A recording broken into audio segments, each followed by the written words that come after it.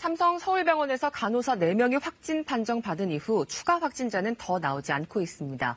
서울시는 이 병원을 코호트 격리, 즉 동일 집단 격리할 필요는 없다고 보고 있습니다. 또 서울시는 감염병 대응 단계를 7단계로 세분화하기로 했습니다. 보도에 김진화 기자입니다. 서울에서 코로나19 환자는 하루 새 11명이 늘었습니다. 파키스탄 입국자 4명과 이태원 클럽 관련 환자가 3명 확인됐고 어제 확진을 받은 삼성 서울병원 간호사 3명도 신규 환자에 포함됐습니다. 감염 경로를 알 수 없는 확진자도 1명 발생했습니다. 삼성 서울병원과 관련해선 간호사 4명 외에 추가 확진자는 나오고 있지 않습니다.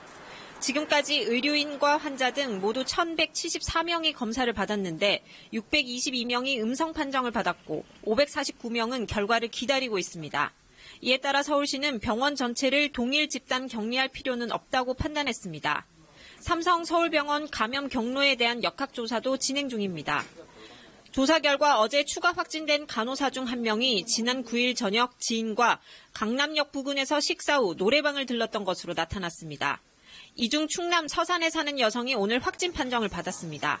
서울 강남구는 두 확진자 중 누가 최초로 감염됐는지는 아직 밝혀지지 않았다며 이날 모임에 참석했던 6명의 동선에 대해 집중 조사하고 있다고 밝혔습니다. 한편 서울시는 오늘 감염병 대응 역량을 강화하기 위한 대책을 내놨습니다. 우선 감염병 대응 단계를 7단계로 세분화하기로 했습니다. 기존 4단계에서 경계와 심각을 1, 2단계로 나누고 회복기 단계를 따로 둡니다. 또 서울시 자체 감염병 연구센터와 역학조사실을 신설할 계획입니다.